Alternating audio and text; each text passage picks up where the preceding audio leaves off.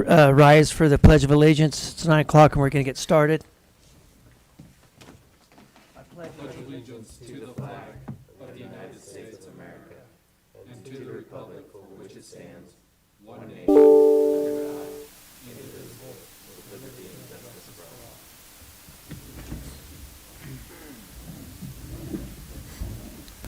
all. All right. Well, good morning. On behalf of Commissioner Candelaria and myself, Shaq Powers, our administrator, John Baxter, the county attorney, and Kim Purcell, the county clerk and recorder, we welcome you here this morning. It looks like we've got a pretty quick agenda, hopefully, depending on how much our administrator talks, and we'll go from there. First thing we got on the agenda, though, is the minutes. Commissioner Candelaria, have you had the opportunity to look at the minutes? Do you have a suggestion? I have, and I move that we accept the proceedings of the Board of Commissioners, Montezuma County, as amended September 1st, 2020.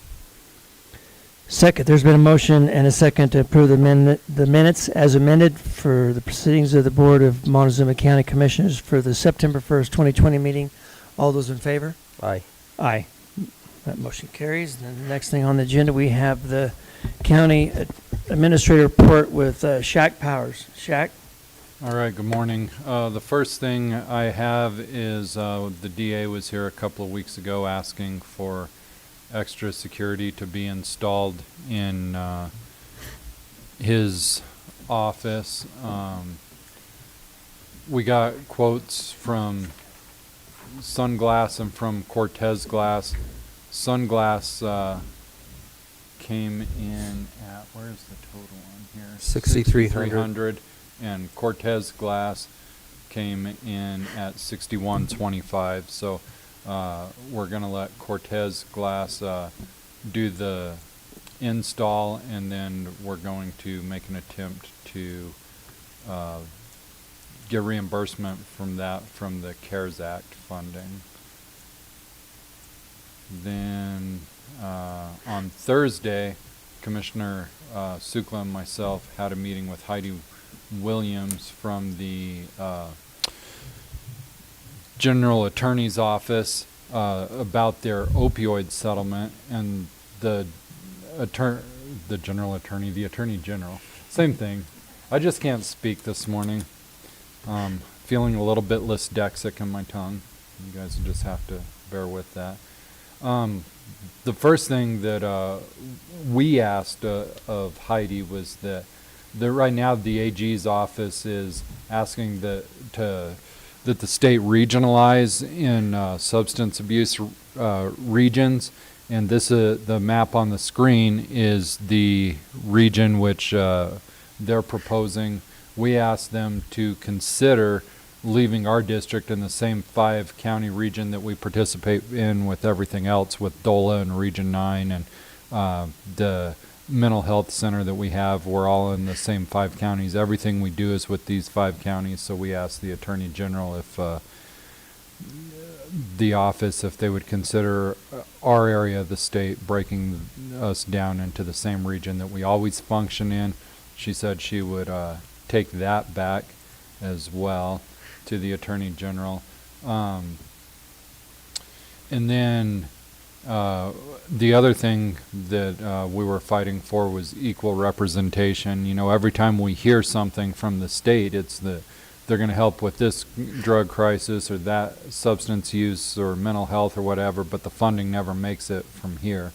And we pointed out all the interests, stakeholders that we have, and we tried to set it up where we could have input from everybody. And again, she's going to take all this back to the Attorney Generals, and we threw out some of the modeling requests. So I feel it was a productive meeting. We'll see where it goes, but at least we've got their ear, and they are aware of the problems that we have down here with substance abuse and mental health.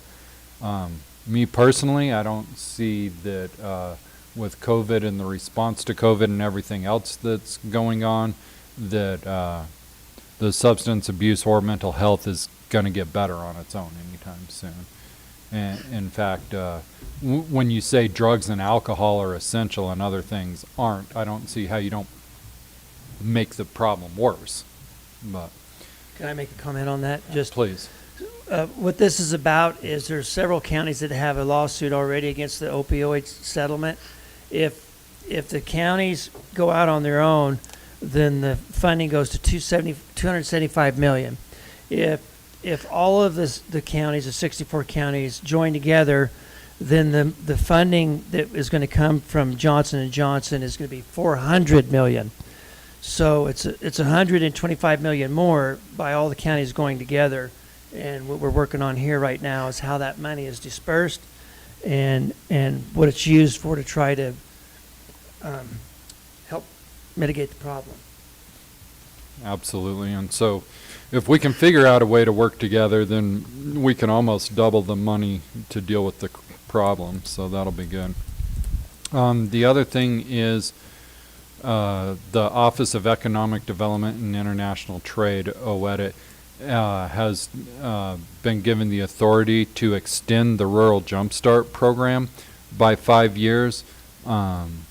And what that would allow is for new businesses that come to the area that are not in competition with other businesses. So it couldn't be another pot shop, another liquor store, another bank or Mexican restaurant, but something that came in that was new, that didn't compete with other businesses. Qualifying businesses could get relief from state income taxes for the new business, relief from state sales and use tax for the new business, and relief from county and municipal personal property taxes for the business, and relief from state income taxes for employees of the businesses. So I think it's a pretty good incentive program. The commissioners originally opted into the program that was set to expire December 31st of this year in 2017. But in order to continue for the next 5 years, we would have to opt in again by means of a resolution. And the resolution would say that through the Rural Jumpstart Program, Montezuma County agrees to refund the qualifying businesses 100% of the county business personal property tax imposed on all new businesses that are approved by Colorado Economic Development Commission to participate in the Rural Jumpstart Program for as long as OEDIT designates these new businesses as approved for Rural Jumpstart. So we would have to basically work on a refund status for the property taxes as our part of it for businesses that qualified through OEDIT. I did speak with Leslie and Ellen, and they both said there's a means to make that happen. They're on board with it. I would also say I didn't know about this until I found out from Laura last week at Region 9, but I don't think that we've pushed this hard enough. So if the commission does decide to jump in on this for the next 5 years, that we would also make it part of the planning packet for any new businesses to start up here, so that when they're going through that process that they're aware that they can apply for this. Because looking at those benefits, those are some pretty good benefits, getting rid of income taxes for up to 8 years for the property, getting rid of sales taxes for up to 8 years for the business, getting rid of property taxes for the county for up to 8 years. And that wouldn't, remember, these are new businesses, so this wouldn't diminish any income to the county. It would just give them an incentive to be here instead of somewhere else. And then, of course, the employees wouldn't have to pay state income taxes either. So it's some pretty good benefits if the commission decides, and I guess it would be resolution number 14, 2020. Has this ever been utilized? Has this been? Not since I've been here. I don't know that it's ever, whether it's been utilized since 17 or not. Not since I've been in this position, it hasn't. But then again, I didn't even know about it. I think we need to push it a lot harder. To your knowledge? To my knowledge, I don't know if it's ever been used, but and I agree with what Shaq's saying. It probably hasn't been out there advertised like it should have been. Right. So this is an opt-in, opt-out program? Correct. But I don't know why we'd opt out. No, I don't either, but if the Colorado Revised Statute's with it, why is it an opt-in? Because some counties probably don't want to give up the income tax or Gotcha. this property tax. Okay. You don't have to do it. Gotcha. No, I think it's good to help people if they want to try to move here. If it's, I was unaware of this equally.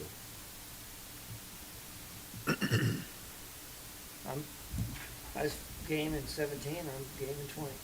Okay, well then, what number is it, Shaq? 14.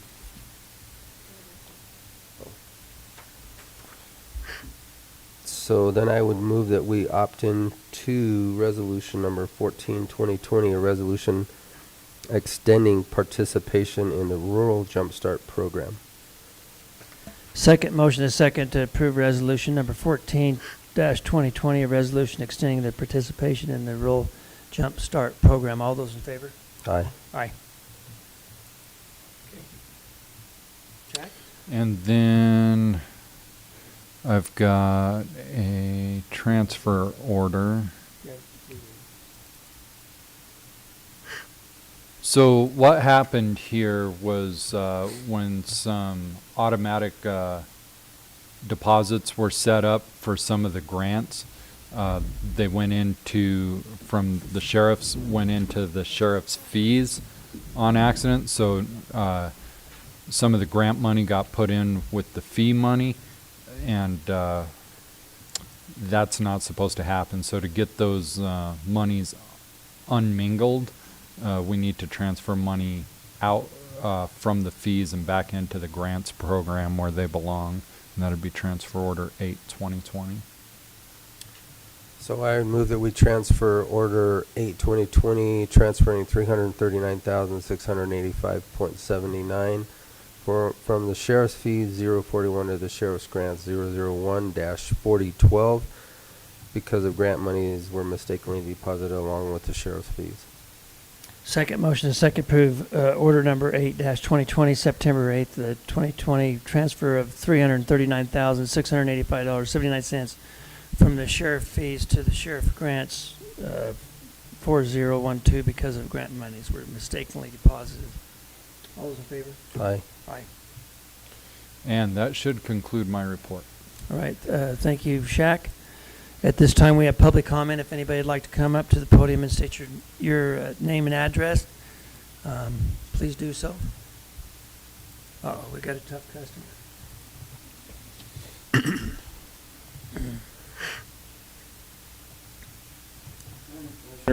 Good morning, Don. Planning's not on the agenda. We don't have anything, but I did have a question continuing from last week. If you guys had a recommendation on the square footage size for an accessory residence that we can take to planning and zoning Thursday night? I will have mine emailed to you by Thursday. Okay. And mine would be no square footage, No limit? no limit. Okay, great. Thank you. He's got to always keep us on our toes. Anybody else like to come up, public comment? All right, seeing none, we have the liquor license. We're going to close public comment this time. We'll go to the liquor license for the True West Rodeo, Roundup Rodeo.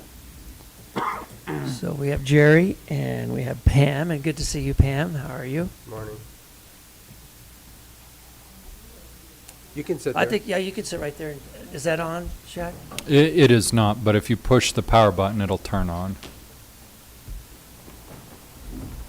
Can you hear me? Yes. Good morning, Commissioners. Good morning, how are you? We'll start off with Jerry, and then Pam will let you give us an update. We have an application for a special event permit for True Western Roundup. It's along with Santa's Special Forces.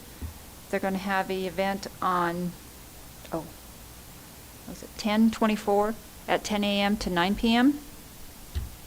And it's located out there at the 30100 Highway 160 Cortez at their fairgrounds. All right, go ahead, Pam. Well, good morning.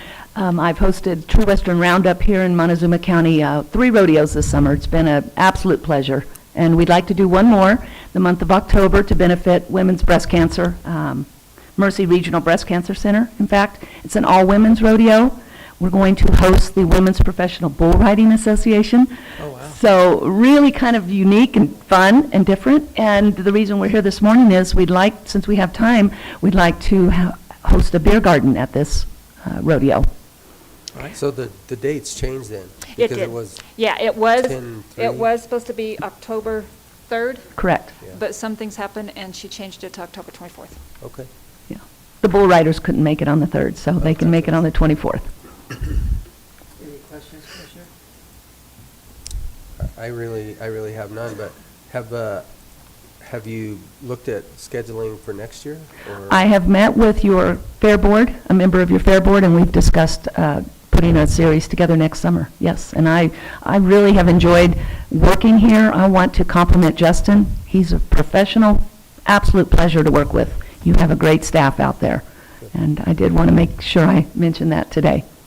Okay, Yeah. thank you. All right, thank you. We like to have you, I can tell you. You have a recommendation? Yeah, I would recommend that we go ahead and approve the application for a special events permit for the True Western Roundup for October 24th, 2020.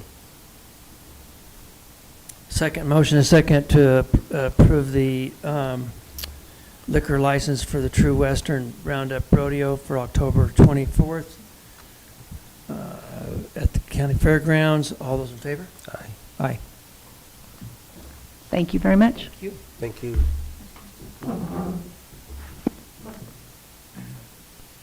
Okay, and then we have Terry Wheeler with the Housing Authority. Good morning, Yes, Terry. you may Yeah, sit. Good morning.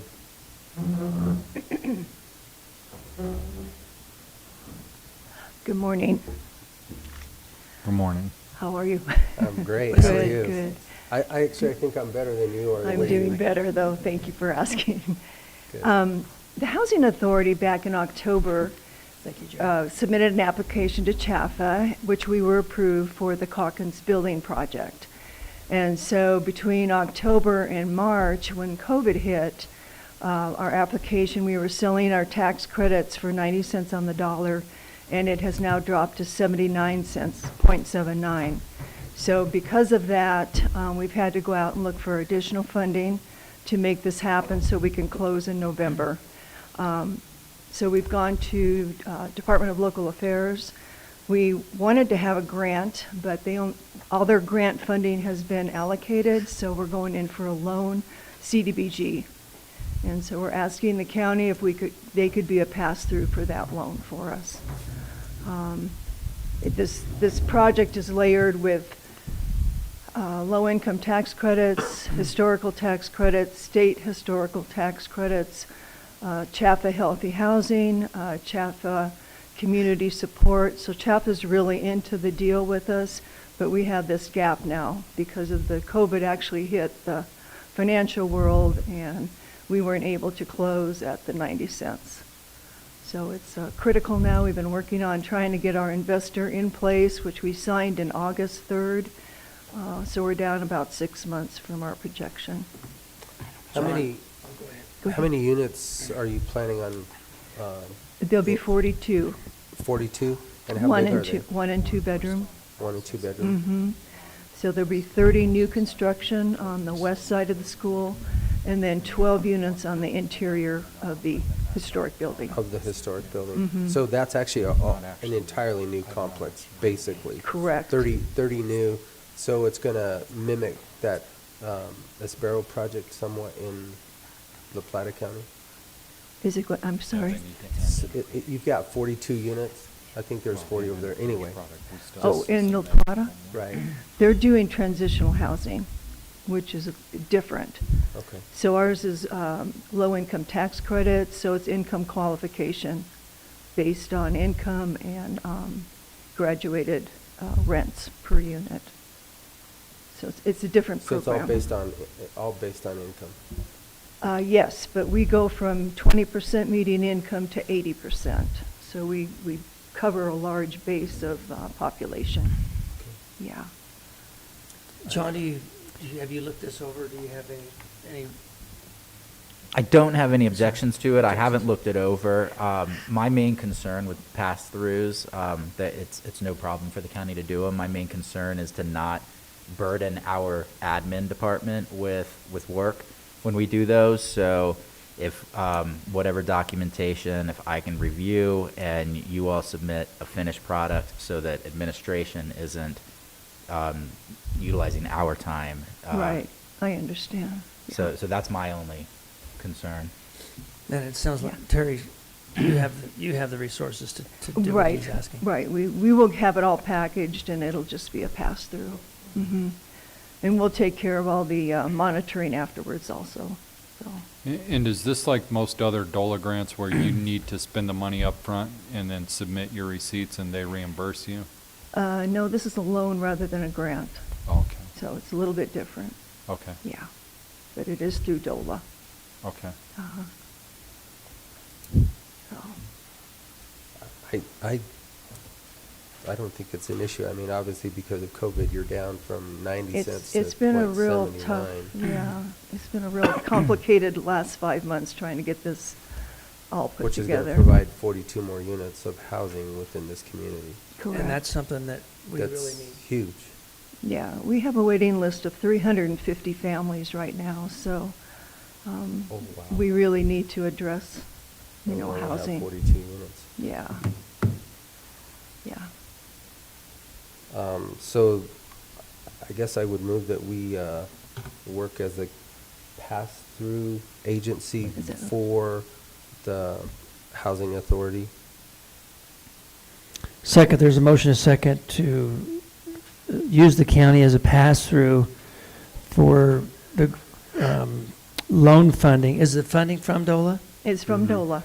From the loan funding from DOLA for the housing authority to give Terry Wheeler the authorization to move forward with the low-income housing project. All those in favor? Aye. Aye. Thank you. So would I contact you then when we have everything together? Yep, and maybe CC all the documentation to Shack, or if you just give it to me, that's fine. Or Okay. CC Shack Power then myself. Okay, thank you. Thank you very much. Thank you, Terry. Good luck on the men. Thank you. Okay, next on the agenda, we have it with Jim McLean.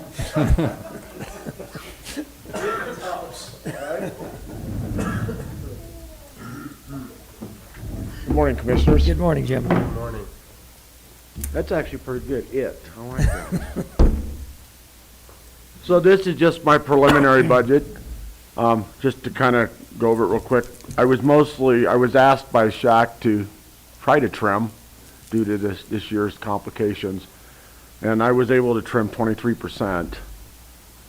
And that's pretty much, I don't think I can trim much further because there's just not a lot left to trim. The biggest chunk came from canceling the contract with DataSafe, the VM side of things.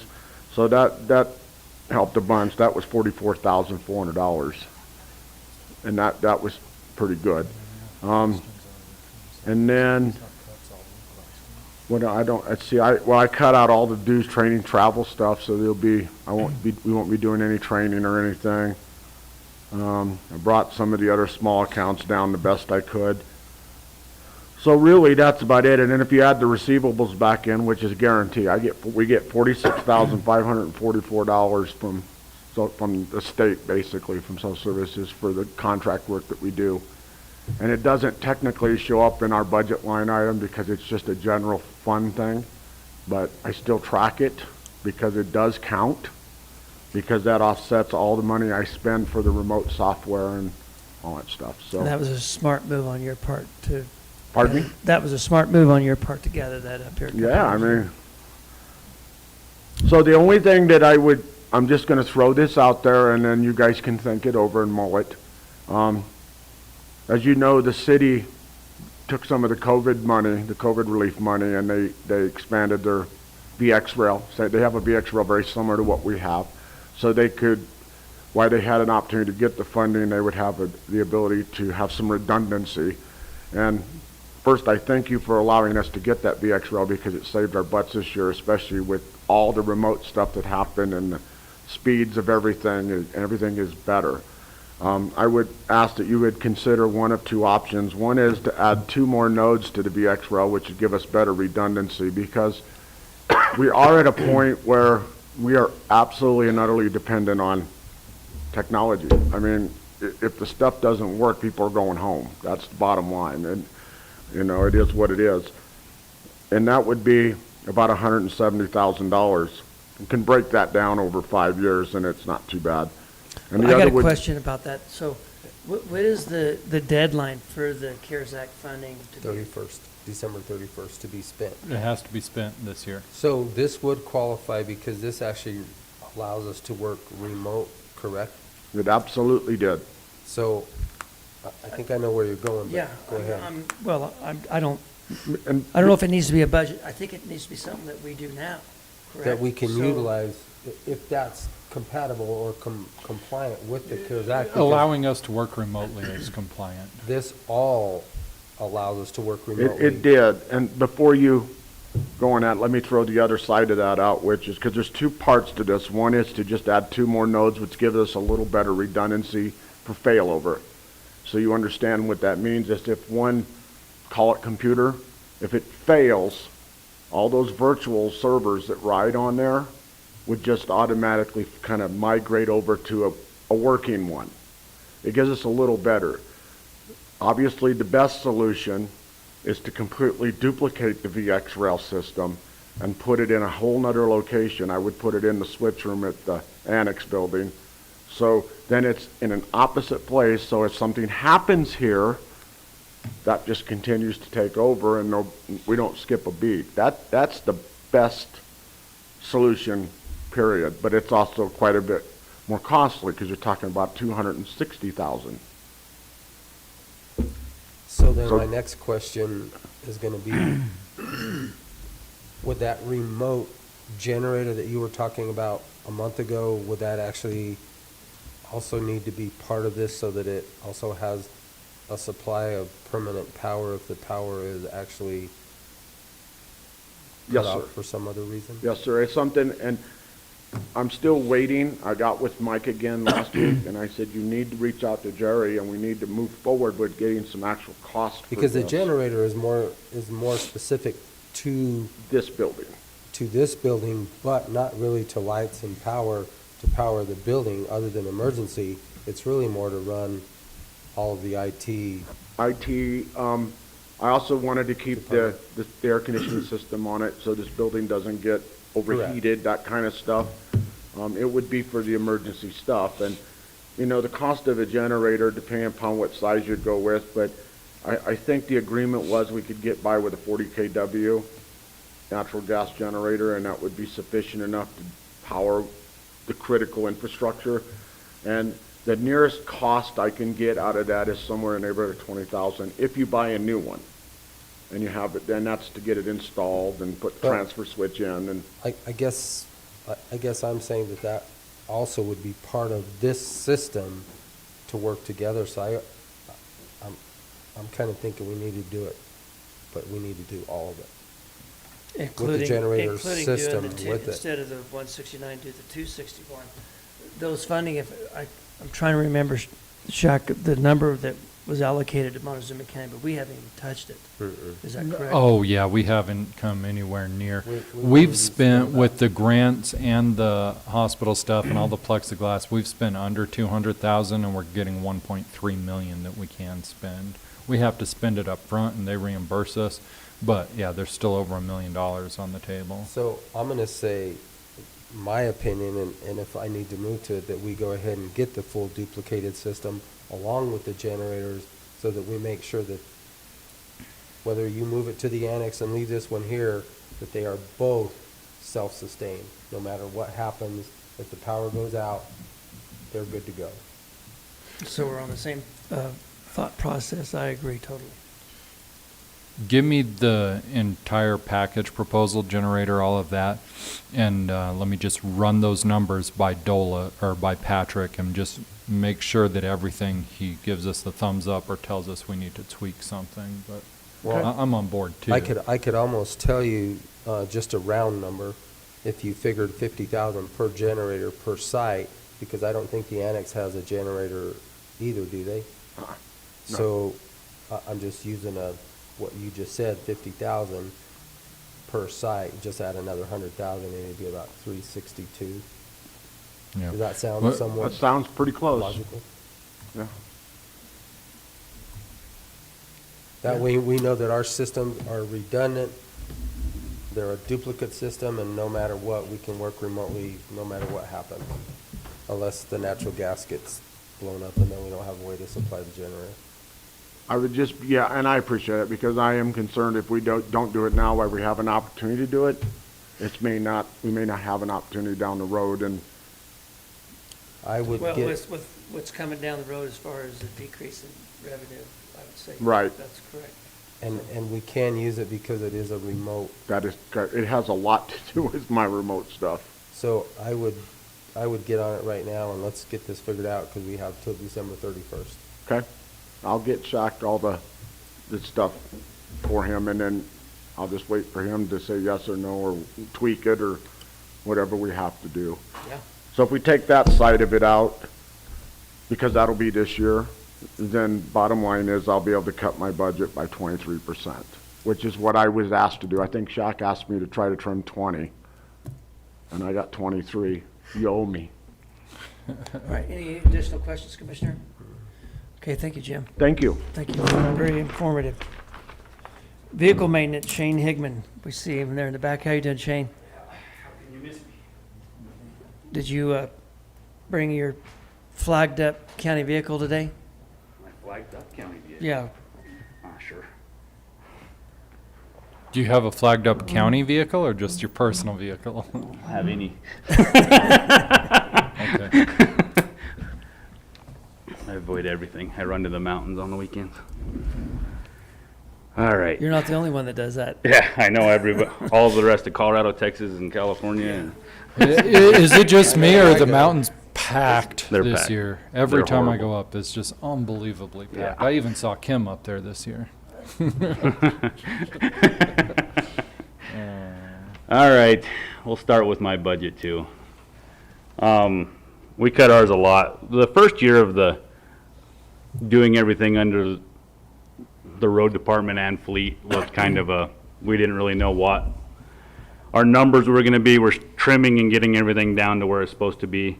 As you can see, we cut 326,000 out of it this year. The fuel, we found out that was the biggest cut. The road department, we didn't know if we were having to pay all the road department's fuel out of fleet, in which we ended up not doing that, so we pay it out of the road department. That's the biggest cut in this fleet budget. And then basically we've cut everything down because those first year's numbers were kind of just to make sure we covered our bases. And now we have a full year's worth of operation under it. We know where we're at on our numbers, and this still covers everything. Even, we left some in there, so if the cost of fuel goes up, we'll still be covered How in much that did you department. leave in for that? We put it to where if it went to 350 a gallon or something, and all we pay for is the unleaded fuel. We don't do any of the diesel or anything. The road department pays road for the department's diesel, doing so it. that'd be under the road department's budget. But I think, I don't remember what we left in there extra, but it was plenty to cover it if fuel prices go up. Okay. The operating expenses, we needed to go up a little bit in that because we have all data and all the stuff to scan the vehicles, and that all has a pretty atrocious cost per year that goes along with it. I think our all data system and our stuff to scan the vehicles are like $3,600 a year. And then we still have other scan tools and things like that we have to use to take care of the vehicles. So that had to go up a little bit. So is that like some kind of a software app? Yeah, we have It's a just- we have a tablet, and So we they can just plug it plug in. into the computer and it'll Oh, okay. scan the vehicles. And the same thing in that all that it gives us breakdowns of if we have to take something apart, it gives us the steps of what we need to do and look up. And that probably has to be updated annually? Yeah. Yeah. But with that 3,600 a year, that's the update plus the fees to use the scan tool section of that. So we're still covered in that realm for the automotive stuff. And then we have, on the road department end, we have thousands of dollars worth of diagnostic software too, because everything's computerized now. And you have to have CAT, you gotta have Cummins, you have to have everybody. So, and then there's no, on the truck side of things, there's no one system that you can do them all. You gotta have one for Cat, one for Cummins, one for Detroit, one for all of them. So And we But- have all of them. we have all of them. One thing I try to pride myself on over there is we do everything in-house. I hate sending things out because you have no control over what happens. So we've done everything in-house up to this point. We have a dozer at Wagner over in Durango now because it was something we couldn't handle. But other than that, we've been building all of our engines, changing transmissions, you know, we do everything over there at that shop. And a huge cost savings for us too. That's, if you, one time of taking something over to Wagner pays 1 year's budget for a mechanic. It's pretty atrocious. What we have over there right now, they sent us a quote for like $38,000. So we don't have to do all that. I told them to do what they had to do over there and then bring it back over here so we can fix it. So, small tools, we increased by 5,000 because our tire machine over there is dying a slow death. So we're gonna have to buy a new tire machine this year, which is about $5,000 for the small tires, the Coates tire clamp machine. But that is a tool that you use all the time. We use it Yeah. 10 times a week. You know, we change tires a lot over there, plus fix all the flats. So without a good tire machine, you're kind of at the graces of Big O or Four States or one of those. I wish Jim would have one at his cabin at Groundhog, so I could use it, because Yeah, I have one at my house so that I can break down my own tires. Insurance, that's a big one. It goes up every year. We have 2 sheriff's units that are at Kazee right now getting repaired. It wasn't anything they did, but one deer ran into the side of it, and when you have 100 and some units running around the county all the time, you're never going to get through a whole year without having crashes. We had the Impala that got smashed in the parking lot. We had quite a few vehicles this year, and that happens every year. And then when that happens, the insurance costs go up, Gosh, that's a substantial increase. right? 9% per year basically is what we've been averaging. That's an unsustainable curve. That's absolutely. I mean, look at that number, 107 to 117. Yeah. And we just went off of, there's no way, that might not increase that much this year, but that's what it increased last year. So, and it basically has increased 7 to 9% per year since fleet's been anything to do with anything. So so until we get our insurance quote, we don't know. We don't know. This is just a budgeted number. but yeah, it's we're a- just budgeting in 9% increase it's a because that's 9% I increase, agree. which is huge for, been what's happening. for insurance. But when you crash, I mean, when, it wasn't like the deer, our insurance is gonna have to cover. The other sheriff's unit, somebody ran into it, so their insurance is covering that. But the Impala, our insurance had to cover. What about maintenance and GIS? Do they have a lot of wrecks? How do they do what they're doing? We just let them be crashed. We put really, really thick beds on them for a reason. Let's see. We cut some things out of there, but as you can see, overall, we dropped 326,000 out of the budget, so we did our decrease in budget that we were also asked to do, so. All right. And it's basically, the fleet department is just a loan from the road department, and it all gets paid back. And we are on, the preliminary numbers I had Virginia ran the other day, we're on budget to pay everything back okay at the end of the year. So it should just be a wash towards the end of the year. We should pay Right. the road department back everything that we borrowed from, which is how we planned it to work. Okay, Any additional questions, Commissioner Candelaria? I have none. Thank you. Thank you, Shane. I sent Shaq some numbers on, cutting the vehicle purchases down this year too, just because of the reduced amount of money coming in. I think I sent over that we should replace 5 this year, which cut it from 300,000 in vehicle purchase to 175,000 in vehicle And purchases that'll for be the all year. capital. That will like be we had capital. That'll be, throughout the that budget was will his be for his capital capital. items. But that's, I trimmed that down. We'll probably have to go back up if our revenues come back up in the next year or two, we'll need to go jump back up towards that 250 to 300,000 mark to sustain our vehicle fleet. But this year, what we can get by, we have to replace some sheriff's units and a few other units. So I just budgeted 175,000 for that. All right. Well, thank you. And Rob wanted me to tell you guys that we did get the car counts in for 35.6 and 35.9, and he'll be emailing those to you for that BLM access up on Summit. Oh, okay. So we got those car counts set up, and went and got the our boxes this morning, but I haven't pulled the numbers off them yet. So Is that your job? You're the one who does the car counts for us? yeah, I was just curious. Thanks. car counts, sometimes driveways. I have some random jobs. Thank you, Shane. Thank you, Shane. Thanks. Okay, we got buildings and ground maintenance with Mike Chenard. He's going to give us an update on how the golf course is. What kind of shape? You a golfer, Mike? Am I? Yes. I try.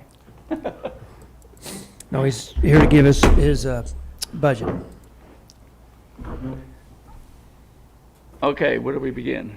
We doing You just- budget, or we doing, Give us your update first, and then we'll do the budget. okay, the jail roof should be done today.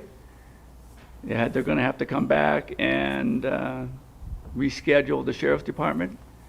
They're a month behind already. They were supposed to do this in, August, but they're just finishing up on the jail right now. So I'm not sure when they're gonna do the sheriff's office and Annex 3. They still gotta do both of those. The jail side was the worst side, correct? No, the sheriff's no. side was. The sheriff's It's side was just the definitely the upper. worst. Okay. So they should finish that today. The only thing we get left at the senior center is the freezer, and he's working on that right now. And then we should be completely done with the senior remodel. It should be completely be done. Annex 2, our car charger took a crap. We're getting it replaced under warranty. It's gonna take, I think, 2 weeks to get it. But it's showing red and blue lights or whatever, and I talked to the Wabatso, and they said they will warranty, so we'll get a new one for that. Boy, they should last longer than that. Huh? They Yeah, should they're- last longer than that. There must have been an issue with it. Well, I hope so. I mean, Yeah, he it's tried just to a- explain to me what happened, but he said they'll just warranty it, so they'll replace that one. The car charger for Annex 1, we just got an extension from the state again, December 31st, because we couldn't get the car charger that we ordered because of COVID.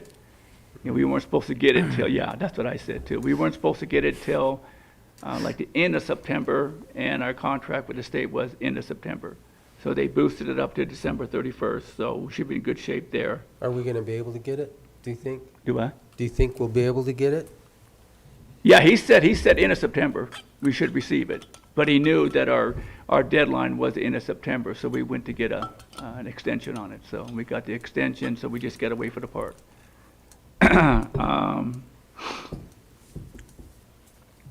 ADA, I talked to Shaq about that for the health department, Kathy Millar. She had a problem with the ADA over that site, so I need to talk to her today. She was on vacation last couple of days, Where at?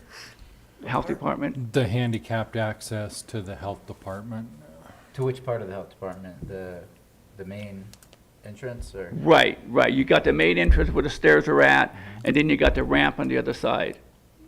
And she said it's not ADA compliant, so I'll talk to her and see what she wants, then I'll get a hold of the city and see, we're supposed to split it maybe? Because it's their sidewalk. What's not compliant? Yeah, what is it What's out of compliance? I don't know, I gotta talk to Kathy. I gotta talk to her. She says the handicap access isn't wide enough. Keep me in the loop on that as well. I'm curious, and I might be able to help. Oh, okay. Because I'm not, Well, we do have the ramp over there, but there's only one parking spot. There's only one handicap parking spot.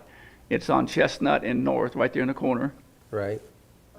And the city did do the sidewalks, they put the little ADA But I guess it's not, I guess Kathy had a problem with her mom getting in the building and stuff. Yeah, I just saw the email last week, the same as you. And I need to so talk to haven't had Kathy a and see chance to what get over she's there. Sounds requesting. like it's more like the street than the city's project.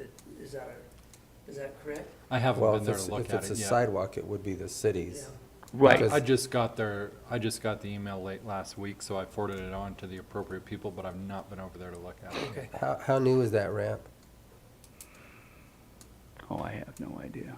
So, I think the ADA ramp is compliant, but I think not having enough parking spots for the handicap, because all the seniors are gonna start going in that door over there, for the dental and for the foot thing, what they call that? Pedicure, and all those are senior citizens, and I guess they have a hard time getting out on the driver's side, walking around, going to the ramp. There's only one spot there for handicap. That's what we're looking at so So far. you think the solution would be to put in more handicap parking, or? Well, if you put in more handicap parking, you still have to have access still to have the. to have I access. got you. Right, yeah. So what the handicap parking is, you actually have to have the sticker or the sign or whatever to say you actually are handicapped. Just because you're a senior doesn't mean that Right, you can park in a handicapped area. You have to, it's kind of two different things there. right, But they're wanting to get closer to the ramp, I understand that. yeah. And there's only one right next to the ramp right now. I don't know how many I don't know what the city requires, I'll have to find out. But I'll get a hold of Kathy, probably after lunch or whatever, maybe tomorrow, and go through her on what she wants, or what she's trying to get, and then I'll go through the city and see what what they want to do. I mean, Yeah, just keep me in the loop, because I haven't heard about that, and Okay, I we want will. to make sure that Yeah, it it's works out. compliant. Yeah. And as far as parking spaces, if we're talking about putting parking spaces on the road, yeah, that's a city thing, but, the law is that if there's not enough handicap parking spaces, and you have a handicap placard, you park where you want to park. Yep. It doesn't matter if it's illegal, you can park there. And so, but, we want to right. direct Right. them to the right place. From what I understand, is when you park over there and you try to get on the passenger side, you got the sidewalk, you got the curb, and then you got all that rock that the city put in, or we put in years ago where the trees are at. But you don't have access to get out that side, so you'd have to get out on the driver's side. That's what I think, but, Because a wheelchair, if you was in a wheelchair, you couldn't roll it across the rocks. right, and that's what they're having a Well, you problem, can't- is you going can't roll across it. the You rocks. can't even get out on the curb. I understand. Yeah, so I'm not sure what that's gonna entail, but I will talk to Kathy about it and find out what it is. We'll talk about the budget in a minute. All the toilet fixtures are here for the fairgrounds. They arrived last week. So we got everything to do the remodel, start the remodel next month. And you guys are starting out there the 3rd? October something. Yeah, middle of he's- October. Oh. The only thing we haven't got yet is on back orders of showers. They're on back order, but they should be here within time. And I'm still waiting for information from Montezuma County, water, for the fire suppression at the fairgrounds. We did the flow test, we don't have enough flow. So I need to talk to Steve at Montezuma Water to see what they can do to get us flow and get us a price, But I guess we're gonna go ahead and isolate the fire suppression and the fire hydrant on one line. It should be that way in the first place. Right, the suppression system should be Separate. on its own. It should be Right, separate. right. So I'll talk to him. I'll get more information about that. And the last thing is combined courts. I talked to Shaq. Shaq showed me a Facebook deal. She said that we look like a third world country over there. We got clumps of grass growing over there, and then we got weeds. Because we don't have a sprinkler system for that to grow. And the people that did the hydro seeding wouldn't warranty it because we didn't have a sprinkler system. So I need to know what you guys want me to do. Do you want me to spray the whole thing, kill everything, or just spray the weeds? How? So, Where are you the talking two about, things, first of all? it's surrounding the combined courts. And, The whole complex. What really needs to happen is we either need to put in a sprinkler system and plant grass seed and maintain it, or we need to xeriscape it. Other than that, you're going to keep having the same issue. I mean, if you just leave a dirt field there unattended, weed seed's going to blow in. We'll get, a little bit of sprinkling, and weeds are going to grow. Sure. I would recommend get with James Dietrich, since he's pretty knowledgeable about that, Okay. and bring us some kind of a drawing with a cost estimate that says, this is what it's gonna look like if we xeriscape it, or what's, in the long run, what's the most cost effective for us as a county to operate? Is it xeriscaping, or? Oh, it'd be xeriscaping. Yeah, So- definitely. For That's sure. what I To would plant it is going to be, I had Bonnie run some numbers for me. To drill, hold on a second, to drill plant it is going to be $78 per acre, and it's about an acre, and to broadcast would be $97.50, or to do dry land pasture would be $67.50 per acre, or $90 to broadcast. I think over the long run, xeriscaping's the way to do it, and just let Bonnie go in and hit it with Esplanade every other year so weeds to don't keep grow in the weed rock. down? That's kind of what I would think, but I'd rather you get with James so that he can actually kind of put together something for us, and that way we can see what it looks like. So there is several trees. There must The be a trees drip can stay. system going to the trees. And, well, there is a water line that was installed for the sprinkler system, but they never did the sprinkler system. I mean, they got a water line ran out there, but they never did it. So we need to finish the drip system to maintain those trees, because if they're growing, we want the trees. But the trees have a drip system. Okay. So That- I think what you're saying is there was also something set up to, if we did lawn, but I think that the xeriscape would be I do too, but the best way to do that as well. I mean, do we, But so right now though, is it still, can we brush hog it? Can we, oh, we mow it. Oh. We've been mowing it every, once a month. it's just clumps. Right, it's just Correct. little It's clumps very of grass. 50-50. Right, and now the weeds are about, and I was gonna spray the weeds last week, but I didn't get to, but I'll probably go and spray the weeds, and then till we decide what we're gonna do. I You mean, might, couldn't we, so I know what would happen. If you mow it, then you spread the weed or the seed, but, what's the spraying gonna do now? I mean, right doesn't now it need without the to? water, I think Bonnie said that we're kind of depending on the water to kill some of the weeds. It's supposed I to don't know. rain tonight and tomorrow and Wednesday, or Right. tomorrow and Thursday. I would get with the weed, Bonnie, uh-huh, the weed department, to find out when's the best time to spray it, and or have her spray it for you, or coordinate that with her, and then get with James on a design so that we can look at it, and I think that xeriscaping would probably be the So, way that, I think to go. if you got a tumbleweed that is 4 foot high, that you are wasting your damn money spraying it. It's, you just. we gotta- haven't sprayed weeds over in a while. I think I sprayed I weeds. think once there's a plan in place to xeriscape it, then you go in and nuke it with pre-emergent. But for now, get them But what I'm knocked saying down. is, so Get them knocked this all down. started with the city. So the city, they've got weeds all over, and so, but they're 4 foot high, and they're a tumbleweed that's dying. In fact, some of them, because of lack of water, are about dead. And we'll have to ask Bonnie, but the weed needs to be taken out. I mean, so that they can walk down the sidewalk. If the weed's 4 foot high, I mean, it's crazy to spray it because it's already dead. Well, It's already that- gone That's to really, seed. that's where we're way off into the weeds. So, I'm No, just- but I'm just because saying- no, actually we're not, because what he said is it looks like a third world country. Weed Visual, patch. right? Okay, so what you're talking about is long term, and what I'm talking about is short term. How do we not make it look like a third world country? We're gonna xeriscape it, But basically. That So, won't But happen. that that's ain't gonna next year. stop a 4 foot. Right now, get in and brush hog it and knock the That's weeds out. exactly what I'm saying. right. So you'd Which- rather which have you us can go do ahead that. and mow the weeds and not kill them? Well, you can have You can Bonnie mow 'em and then spray. you can kill them. Definitely spray a pre-emergent at some point. Get Okay. with Bonnie, and then you guys come up with a plan and make it happen. Spray a pre-emergent at some point. We got like, I get got a 'em down. spray rig that I can spray it. I don't have to bother Bonnie. Right. We just So- go out and But spray I this. think what you need to do, and But that's you can funny, mow but it. you could mow it first, and then you spray wherever the root, where that was at. She'll know. Okay.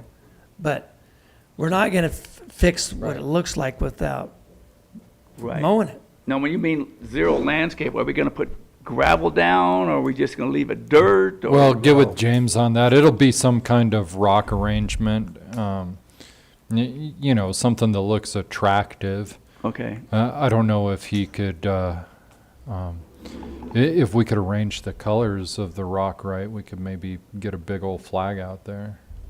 I think that James can come up with a pretty good design for you relatively quickly, okay, and then we can cost it, and then we can approve it. okay.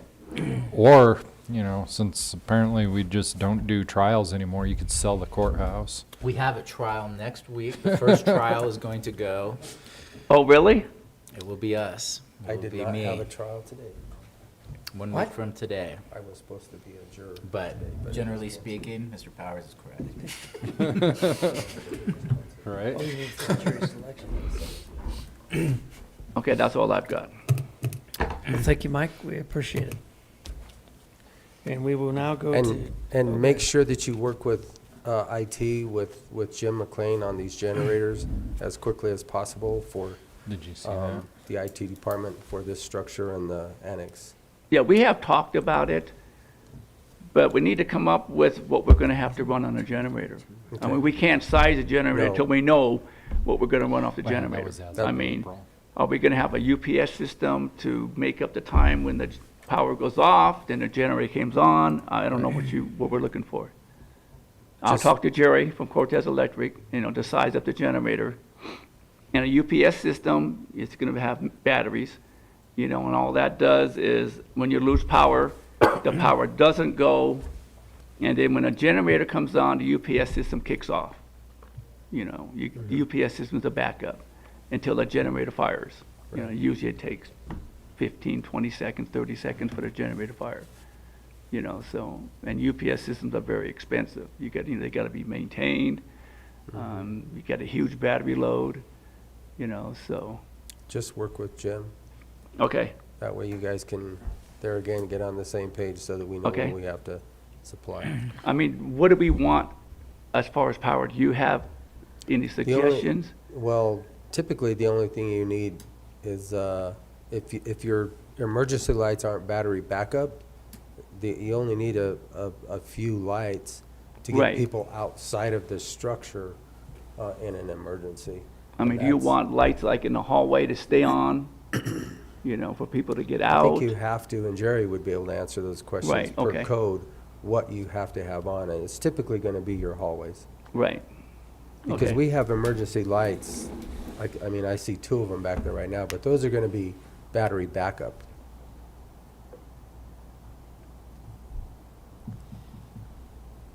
So you Okay. think there's batteries in that? There should be, for emergency lighting.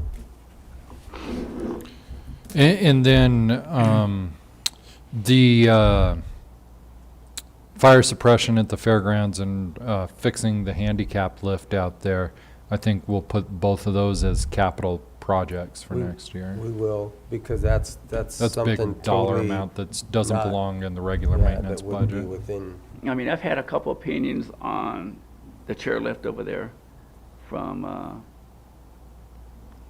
ThyssenKrupp, I think, yeah, and they said it's gonna have to be replaced. I mean, the parts aren't available for it anymore, and we'll have to replace the whole thing. Yeah. So again, that's a capital project. Right. so we'll be discussing those between us for that water Mhm. line and, that one. I mean, really, the only discussion to have about it is, can we get it, what price can we get it at? We gotta do it, so, What's that, the fire suppression? both, Both, yeah. yeah. Well, I wish we could do it like they do in the movies, where you watch the movies, the gangster movies, and they got a cage and you get to step in it, and it's just like a redneck elevator. I don't know what you, you know what I'm talking about? Where it's- Yeah, yeah. I don't know why we can't do that. As many horses as show up out there, we'll just hook it to a team and lift them up that way. All we need is a pulley and a chain. There's a house that's between here and here and the fairgrounds that they actually took a car lift. Bought a car lift for a song, and that's their elevator from the first to the second floor. Nice. Put your whole bed. You could get your wife in the middle of the night, roll her out on it, take her to the next floor, and she'd wake up. Those will be capitalized. Your wife must sleep a lot heavier than mine. All right, thank you, Mike. Okay. We appreciate it. Now the budget, or? Yep.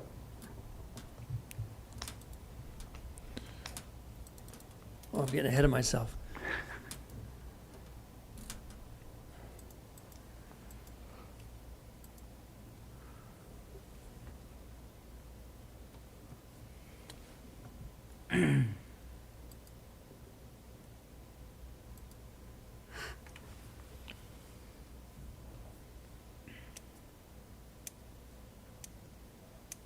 Okay, you want to start on like permanent salaries, work our way down? Well, why don't you start at the end? So you cut your budget by, Almost 100, a little over 100,000. Where's the biggest cut coming from? The ones that I can, the utilities at I the think probably, sheriff's? I didn't cut utilities at all. And Annex 1, I didn't know what we were going to do with that as far as the solar, how much it's going to affect the utilities there. You know, That's Kim's office, or, I'm sorry, Health Department. Health Department. Health Department, we got the solar system up there. So I just left that as is until we find out the numbers of what we're gonna save and stuff like that. But the biggest cuts were probably off the jail and the sheriff operating costs.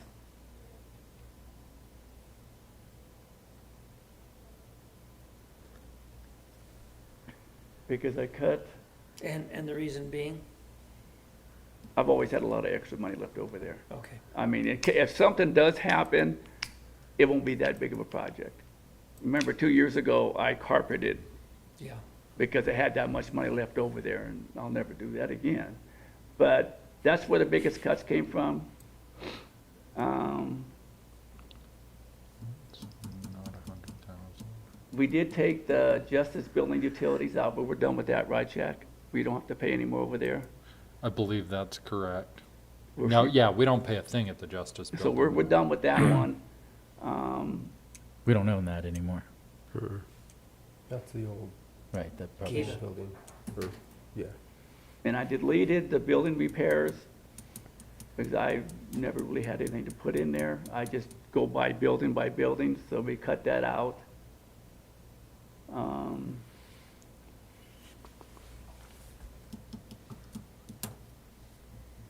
I did up the permanent salaries because I'm asking for a raise for next year, for me. I mean, I got my two guys a raise a year ago, 2 years ago, but I'm asking for a raise this year for me. Because I haven't had a raise, I've been here 5 years, haven't had a raise I know of.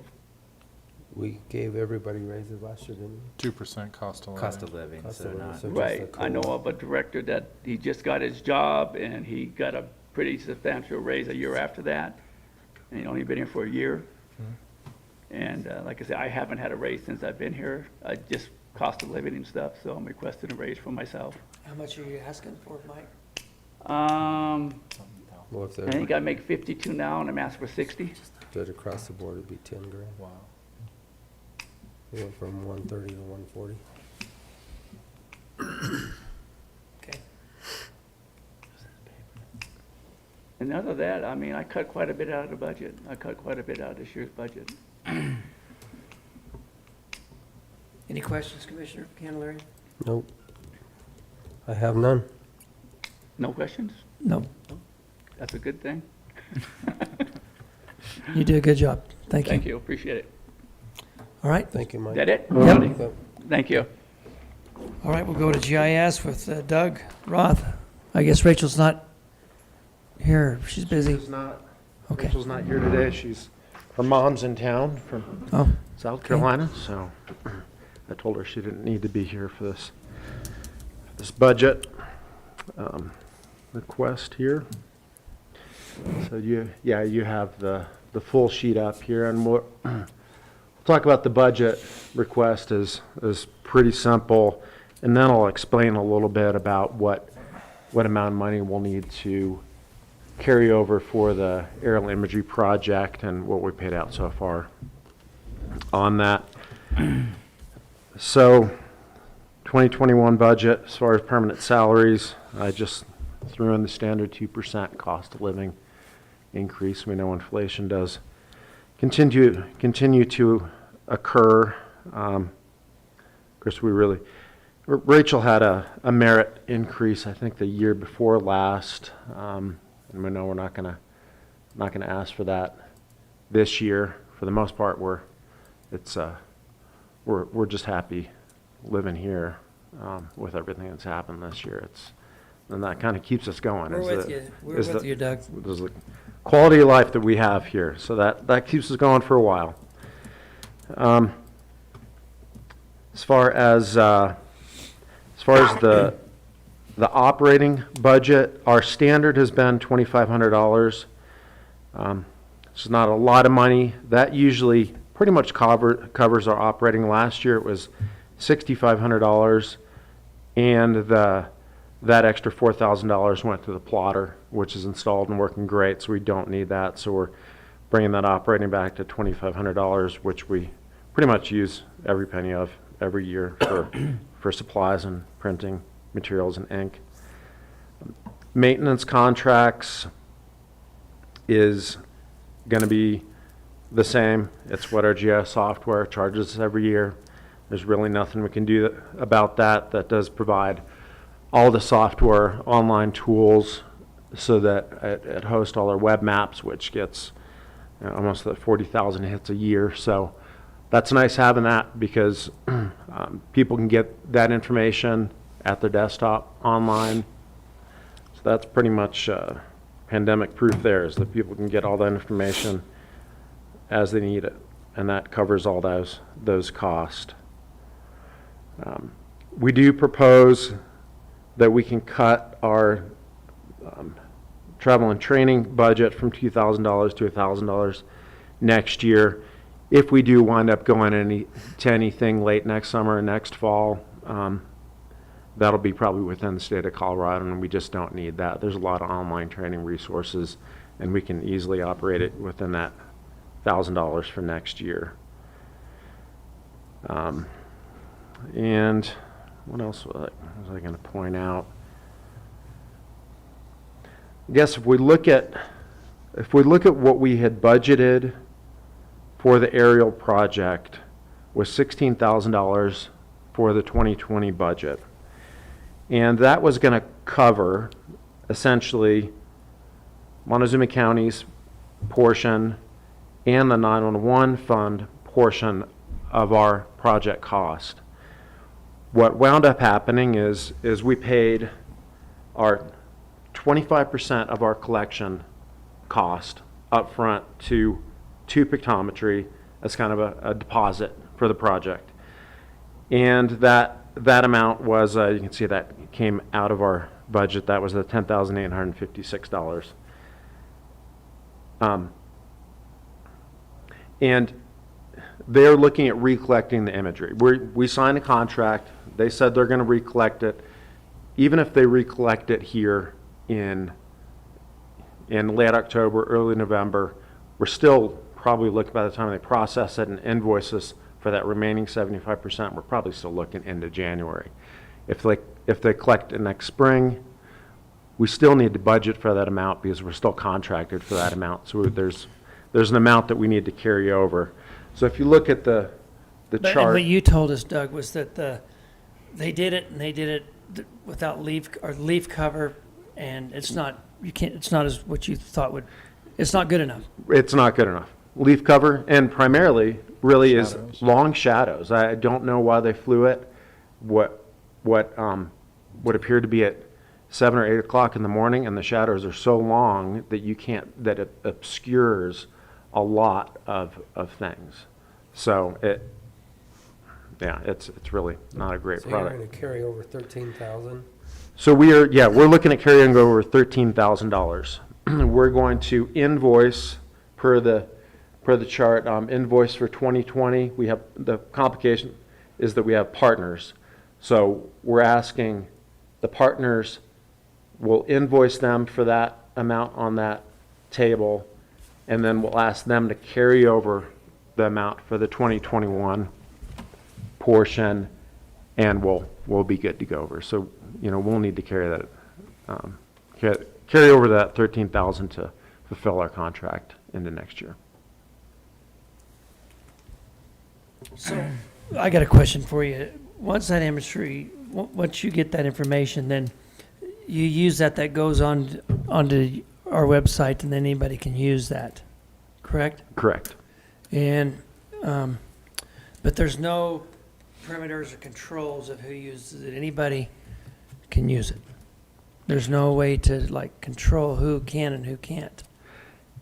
It's on our public GIS viewer, so anybody can go in and view it.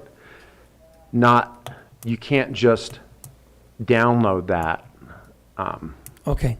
data itself, but people can, I don't know how to describe it. It's almost like, somebody can log in and, drive the car, but they don't, own it. They can't park it in their own driveway and do what they want to with it. But Everybody can view it. anybody can view it. It's a public product, so. Okay. But they can't, they can't download it and take and use it for their internal use. They can't Okay. just grab and own it,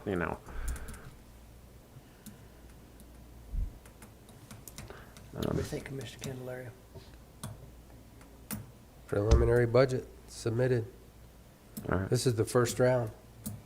okay. We're coming back? For once, they say to come back, yeah. All right. Sounds good. And one question, we're talking about possible funding needs for pandemic. I don't know where you're at, Kim, with the scanning of all the books and pages over in the clerk's office. We are actually through phase 1, which was what I would be reporting to you guys too. They will be down, I believe, either this week or next week, so we can review some of the images, what they've currently got set up for us. It's kind of just a rough view. So we're moving quite Okay. quickly, actually. That's good to hear. So because you got a plan. What is it? Well, it was just, that's one of the things, as far as getting records online, to get people the information they need so that they don't have to, come into your office in case there's any reason that it might be shut down, either that's, you're not open So or would something's that happening. be eligible then for CARES Act funding? It's already a grant. I think Yep, it's, we're already fully funded for it.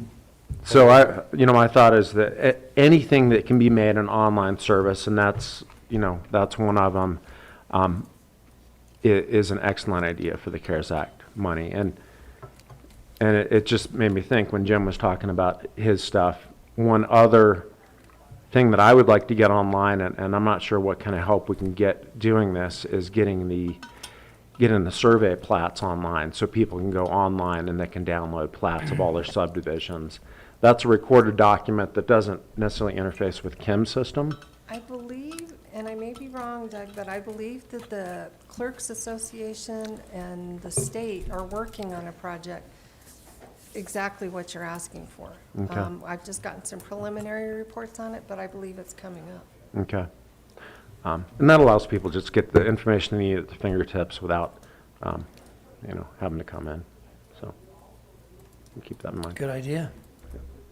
So, well, I guess we're gonna have to wait on, you said they're working on it now? yeah.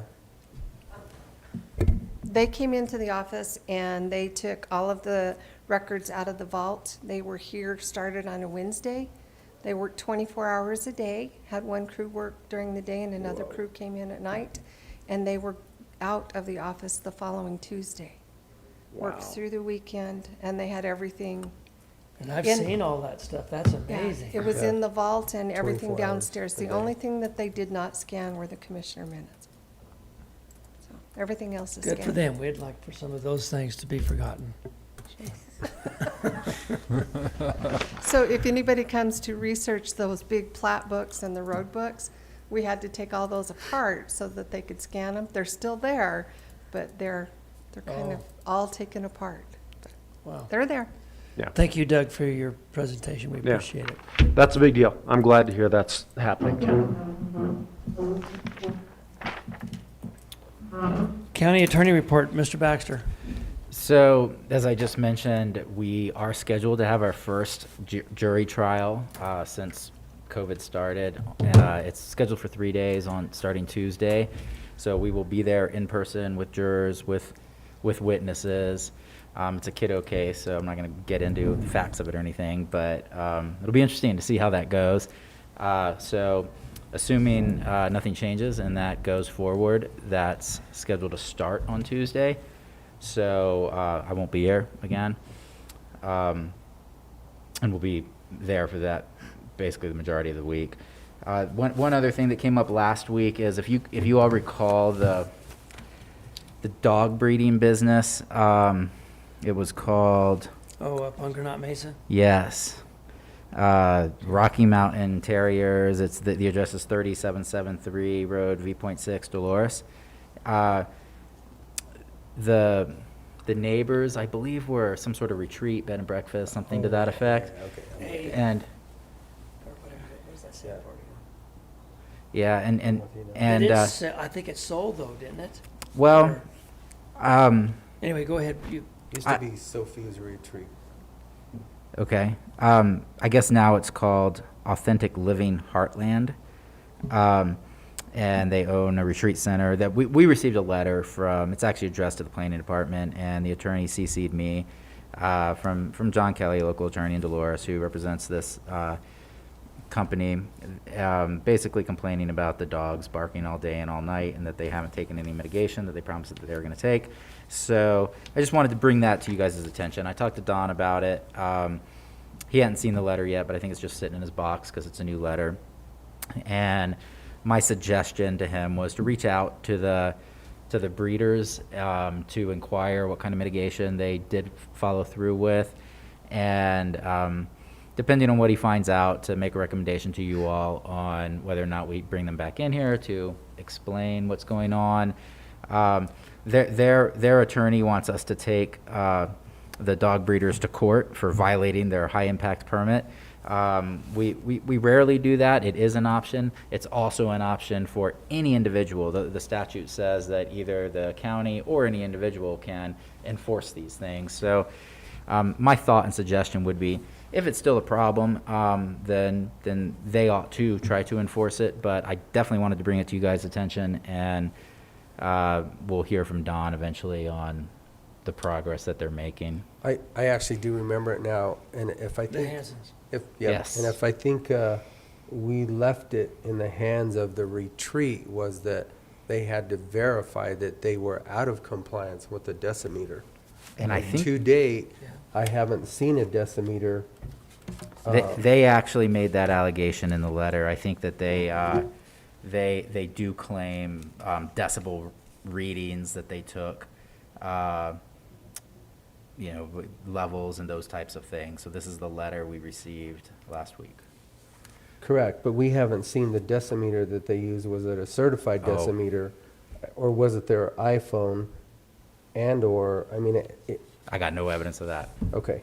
I guess that's where, I remember now, that's where we left it. It's like, well, show me that they're out of compliance instead of you just heard a dog bark. I mean, we can hear a dog bark for a mile away, but the decimeter is going to be the one, whether it actually breaks the statute of whether they're compliant or non-compliant. Yeah, I don't know what kind of decibel reader that they used. Okay. That's my first question is show me the certification on the decimeter, and was it taken actually at the property line? Because the way the land use code, correct me if I'm wrong, it states that it has to be at the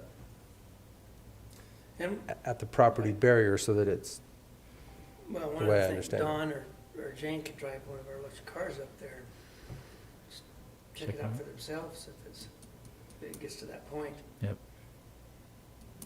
So Don will look into it. He's going to reach out to the to the breeders, reach out to the parties, I think, and inquire and get back to us. So I'm thinking it's new owners, at least the name I has think it changed has, anyway. so, it was Sophia's Retreat when they came in Right, here and right. talked to us. Gosh, that was Yeah, a Couple while years back, ago. yeah. right. I think it was one of the first things I listened to, so yeah, So- a year and a half ago. My assumption is that you guys are right about that, that it's new owners, since now they supposedly are called Authentic Living Heartland, a retreat center. Okay. Anything else, Sean? No, Is, Mr. Dietrich, does he have any public lands or? He does. He's got to give his update from last week since we reassigned him to watch the governor's Zoom meeting. Oh, So he's on his way in as we speak. good morning, James. Morning, gentlemen. Good morning. You all ready for me right now? We're ready. You come Right. on up. We're waiting on you. Okay, sorry about that. No, you're fine.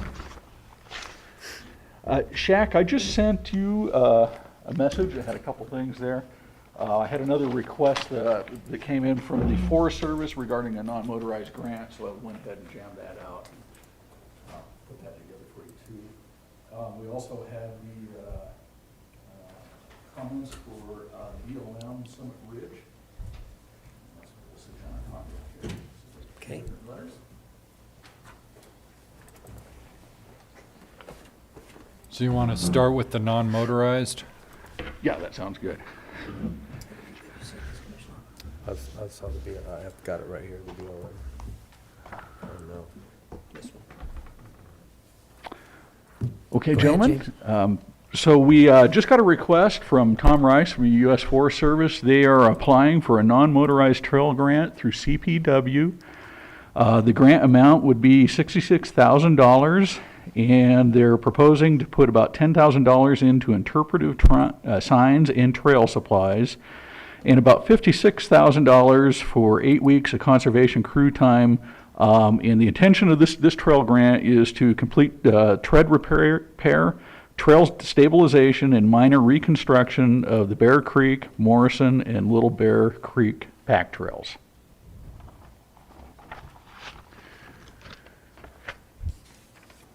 Can you go to the first of it real quick, Shaq? Where is this, it's coming from the Game and Fish. Yeah, yes, that would be the funding source. So the would be funding to source, so they're just CPW. they're just gonna re-stabilize those and clean them up. That's right. It's just a So it's trail all- maintenance all the project. non-motorized, yeah. Yeah, that's correct. We often support these requests. More often, we've seen a motorized trail request, and they've asked us oftentimes for support on those grants. This is one of the first ones we've had for non-motorized type trails. What do you think, Commissioner Candelaria? I don't have any issues with them if they're gonna just stabilize it and repair it. So I would move that we accept, or we send the letter of support to Pam O'Malley, CPW for the State Trails Program, for the CPW non-motorized trail grant. Second, motion is second to approve the signing of the letter for the CPW non-motorized trail grant for the terrestrials, Forest Service, well, yeah, that'd be right. That's good. Forest Service Office, all those in favor? Aye. Okay, thank you, gentlemen. The second letter I've got is a letter in support of the Summit Ridge access and parking area proposed by the BLM. As we go through this letter, one of the first things that they had, one of the concerns that they had was how well all this fits in with the Montezuma County comprehensive land use plan. And so I took out of Chapter 12 some of the things that we have in our land use code, or our land use, or comprehensive land use plan, I should say. And really, I think, if you read through Chapter 12, public access to public lands is the cornerstone of it. You don't have anything if you haven't got public access to your public lands. In terms of natural resource access, in terms of recreation access, cultural, historic, all of it. And so that was one of the points that I was trying to make through this letter. Yes, it does conform to the Montezuma County Comprehensive Land Use Plan very well, and in fact, it is one of the first times they found something that really fits in very well with it. So I tried to really underscore that. We've given them several recommendations. We just basically followed what their plan is, to build an all-weather gravel parking area, to implement other site furnishings such as signage, things like that, to help control people and to help create a sense of control for the subdivision up there. People are concerned about that up there. To implement access barriers, trail restrictions, and for example, a gate into the parking area so that we can close it during the closure period. And to maintain that closure period of December 1st through April 30th. And then to delineate the BLM boundary with new fencing and BLM markers visible to the public. And, it seems like that entire border on the south along Mr. Desplank's property, that fence is in terrible shape, and it seems like a new fence there would be warranted. So then I get down to holding, the public hearing on the extension of the road. And so we've noticed that in there. And also have mentioned that we would put down counters so we can get a count of what the use is on the front end and then what the use is after we implement the parking lot there. Which we've already done. Yes. I think we've already done some road counting. Yeah. As of the, On the fencing, which I didn't read it, James, but it's just for that one section for the BLM? That's correct, Yeah. yes. which would be And- the, And then you said East there was. is do we have a public hearing set up for, I don't have a date for that, but that is the intention, is to set up the public hearing and go through the proper procedure to make that a for green that sign road road. extension, which would be N road? I'm N sorry? road? It would be N road, right? Yes, it would be an The extension of N road, yes. so what is your time frame for that? Do you- I don't know exactly. We'll have to coordinate with Doug on that. I think we're ready to go anytime he can get the public hearing put together. I'm working with Doug on that. We've already got language for that, and so we'll coordinate on the time sooner versus later on that, though. Okay, great. I would probably say within the next 60 days, wouldn't it be? Yeah, I would think so. I mean, I think we've got, whatever the, where the time frame is as far as the notice goes is the only 30 limit. I see. Yeah, so I think that's Clean the up all the time, loose ends. yeah, and then it's cleaned up and it's done. Okay, so I would move that we send the letter of support to Jeff Christensen, BLM Tres Rios Field Office for the Summit Ridge Parking Area Project. Second, motion second to approve letters to be sent to Jeff Christensen for the Summit Ridge Public Access and Parking Area. All those in favor? Aye. Aye. Thank you, gentlemen. Shaq? James, when you send this, could you change the date to 2020? Oh, yes, I sure can. Thank you. Good catch there, Shaq. Thanks. Nothing like copy paste to really get you in trouble. Also wanted to let the commissioners know that I had a conversation with OPS regarding the M&M truck stop. They also had the proposed contractor on the line, so it was a conference call to discuss how they're going to go forward with doing the remediation work. It does sound like they are planning to start here in late September, early October, if everything goes according to plan. We understand the contractor world, things could, you never know. However, it does sound like they're getting ready to move forward with it. What the contractor told me is they plan to do all the remediation work right on the site because the site is large enough. The intention is to excavate the contaminated plume. They'll spread that soil out there on kind of the east side of that site where it's all flat, and that parking area out there. They'll treat it with a hydrogen peroxide solution. And apparently the hydrogen peroxide degrades the petroleum components and renders them eventually inert. And so what they will do is they'll continue to spray that stuff with the hydrogen peroxide. They'll get out there and they'll turn that soil. And essentially, I guess you're kind of leaching it out. And at the end of the process, they'll take all that soil that's been treated, they'll put it back into the hole that it was excavated out of, and so nothing should leave the site. It should all be handled right there on site. The one thing that they did mention is that they some of that plume is underneath where that large sign is, and so it looks like that structure is probably going to have to come down. So that'll probably be the first sign of anything we see happening out there, is that structure will come down. So. And they still plan on being done by the end of the year. That's what they're saying, yes, by the end of the year. The structure, the sign structure? That's that large Big sign structure. Kind of goes up at a V and it says truck stop Yeah. on it. It's kind of right in the corner, would be the southwest corner. So OPS, they ask us if we wanted to keep that, as we've discussed, the truck stop of the future concept, things like that.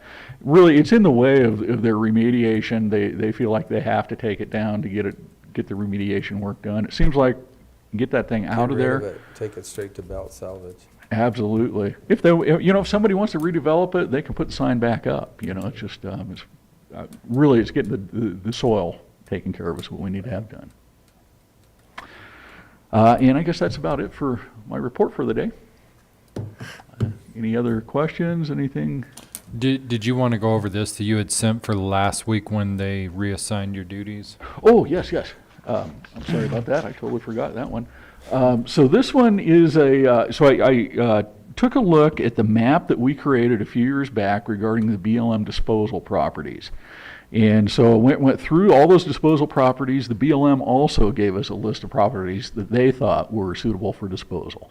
I think our list kind of meshed up really well. There were a few properties that we took a look at and thought, well, you know what, there's no public access to these properties, even though they're a little larger property. Without the public access, what good are they other than wildlife, sanctuary?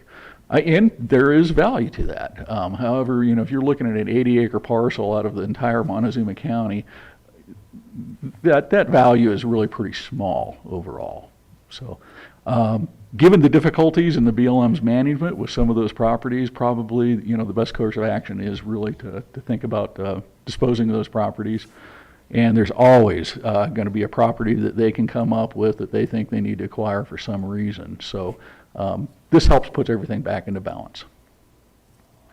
We can evaluate, obviously to show all the properties there, had to go to a pretty large scale. You can't see a lot of detail there, but the red properties are the ones that are indicated that have no public access, either a very small parcel, or for example, those larger parcels that are up there at Summit Reservoir. Half that reservoir is BLM, but there's absolutely no way to get to it. I didn't realize that. There are a lot of little red dots on there. There are. They are in the middle of nowhere. And in all fairness, there are a couple of these red dots. Like, for example, I found one that has a county right-of-way that actually goes out to that 40-acre parcel. It's probably a parcel that is very unlikely that anybody's really going to use it for recreation. I guess we could develop that right away. It does go to public land, but again, it is a 40-acre parcel in the bottom of a canyon. Not much benefit to that. Yeah, surrounded by private lands. You wonder how much benefit there really is to holding a small parcel of public like that. So what would be the biggest? Looks like some of them are all touched together. Can you give us a range? Are they from 40 to 100, or They're about 40 to say 250. Oh. Yeah. And there are maybe a couple of them that are in the 250-acre range. They're probably mostly smaller. Yeah, primarily if you look down in that Rincon area, the Rincon Canyon. So we've got a large one there. We've got kind of a large one there at the head of McElmo. I think everybody kind of knows where that one is. And then Summit Lake. And then Kernan Canyon, and I think those are the big ones. Everything else is really very small. All right. And the BLM does plan to be here on the 15th, so this is something we can continue to discuss with them. And it does sort of sound like my impression was they were waiting for funding. They've got approval for the program, but they're waiting for funding to come through for this program to be able to actually engage with anything. How do they dispose of it? Is Well, that that's a public- good public question. Process or It is. I believe it is a advertise it? right. And John, I correct me if I'm wrong, but I think it has to be basically an auction. Yeah. Right. Oh, gotcha. I got you. Anything else, Commissioner? Other than Mike, I'm sure we'll be getting with you. I don't know if you heard that conversation on something for some kind of a design around the combined courts for some xeriscaping around there? Yes, he just came in and visited with me a minute about it, right before I came in to visit with you. So yeah, we'll get with him on that. We'll try to think that through and see if we can't come up with something that's reasonably affordable for. We want to exploit your design skills. Absolutely, that's how I'm here to be exploited as far as that goes. I love to do that. So, and I've noticed that there's quite a few, well, I don't know how many dead trees. Did you notice? There are some dead and dying trees there. I'm just going to venture a guess it's water. We But I could don't know. paint them green. Well, the story, and James knows this, but I don't know if you two know it because it was before, but, so the trees that are there, the city made us put them certain types of trees. Our I did not idea know was we that. wanted to put, all big cherry trees and make it look like, the mall there in Washington DC. Mm. And they didn't like that idea because they said that they would be too messy, which is, even though it's on county property, they wouldn't give us our occupational permit if we didn't put it in the correct trees. The dead trees really are not very messy. But they create wildlife habitat. Not really. Okay, I'm kidding. No, but I think what they did was is they made us, and I mean, it's always got under my skin because they made us look like Osprey. You know, there's no distinction. We look the same. Instead of let us put in our landscape like we want, let Osprey put theirs in like they want. And they just kind of made it all flow and look the same. And So my understanding was we're looking for doing something a little more xeriscape type of Right. approach. Okay. All right. one thing, and I don't know if you're used to, but you're going to have really 2 or 3 options for the rock. You're going to either have sandstone that's cleaned, you're going to have river rock that's cleaned. But there used to be a deal with High Country where they would go, and it's the red rock that's at The Flagstaff. Mhm. That's the lava rock that's been crushed, which would look different than anywhere else, but there was they always had a backhaul. And I don't think that, do you know of any backhauls coming with that red rock? I don't. So then that leaves us the sandstone cleaned or the, Oh, no, we River can, I'm rock. sure we can get it any color of rock we want. Just depends on what we want to pay for it. yeah, well, that's the thing. That's. So You the know, backhaul James, would be- if you could work in some of the Illuminati symbology into the xeriscape rock just to get the conspiracy theorists moving, that'd be. Oh yeah, we can work on all kinds of good stuff. I like think that. we You have bet. some pretty big rocks and stuff that we could utilize locally that'll look pretty good. What have we got as far as our own resources? Yeah, our own resources, we have some pretty good rock Okay, right here. that's probably the most affordable way to go. I mean, rock can be pretty expensive when you go to put it down over that big of an area. But I see what you're doing. You could like group some of them Yeah, bigger you rocks could that we have, the groups riprap that Rob has. Yep. Yeah, that's the old landscaper trick too. You know, if you can't think of anything else to put in there, put the biggest boulder you can find in there, because you don't have to water it, you don't have to grow it, you don't have to do anything, but they look great. And Jim's could- right. We definitely have the resource there. We have the resources, so, I mean, Okay, well, I'll continue to work with Mike on that, and we'll see what we can come up with. All right, thank you. Okay, thank you, gentlemen. thank you, James. And that leaves us to the commissioner's report. Commissioner Candelaria? I went to, let's see, Thursday to the communications meeting at the Cortez PD office, and I'm pulling up some of my notes here.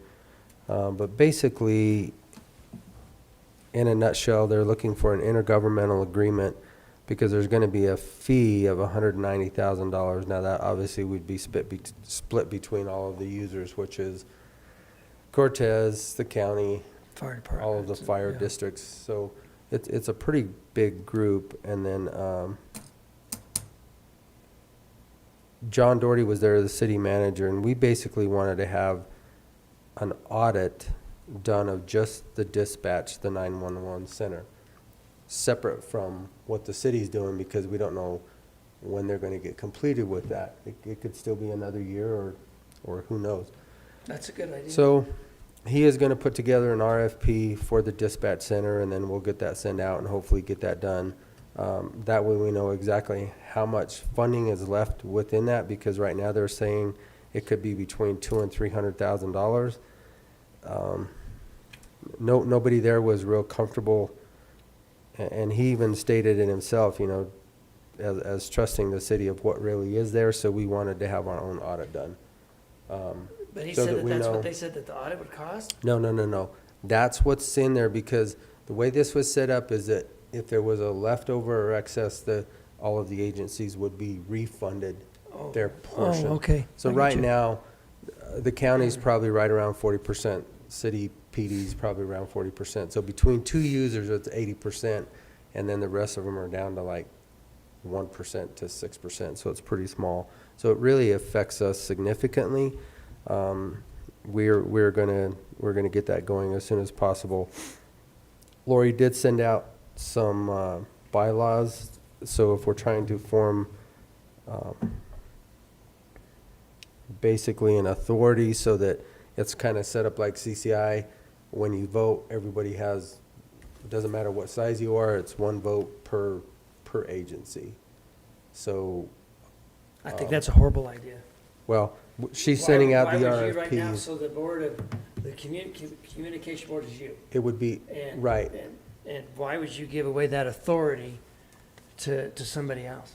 I haven't seen the bylaws, I don't think. She was supposed to be sending them out, and I'll be looking at it. It's Oh, just, okay, so she hasn't yet? no, All right, all I'm right. looking at it. But Well, as soon as I get think them, that's an I'll send it awful, to you. awful idea. I mean, the way that it should work, and I want to tell you, being a commissioner, I have watched for 7.5 years, it's the day one, somebody walks into that room and they tell me, I know you have that authority, but why don't you give this to me so that you have less on your plate? And I know that you're a very hardworking man, and I can tell you right now, if we would have gave the health department the authority, we would have a very different outcome. But this pandemic was taking away the authority that we have as a Board of Health. And if you give this authority away, in the end, we will always make the right decision. It's not our authority to give away, first of all. Our authority is to talk and be the voice of the people that elected us. Okay, nobody elected some of those people that we would be giving the people's authority away. And that's just wrong, and I'll fight tooth and nail not to Right. do that.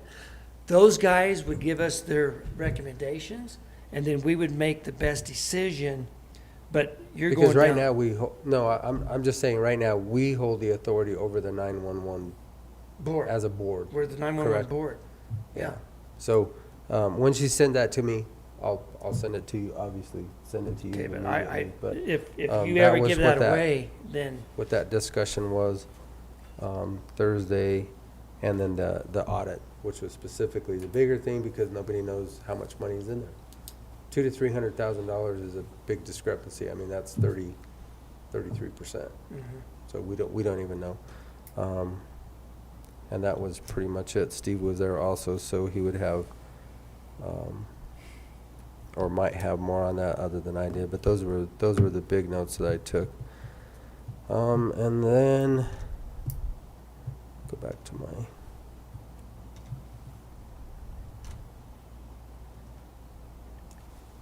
That's pretty much all that I have to report. I will do some homework on the question that Don answered about the square footage for the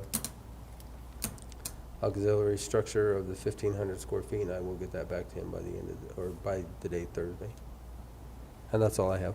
okay, and then mine's quick. I went with Shaq on meeting with Heidi Williams, which is the right arm of the Attorney General on this $400 million settlement, and I just want to compliment the county administrator for doing a fantastic job coming up with the wants and the needs of what he thinks that this county could use to help not only people overcome the addiction, but to go on with a productive life.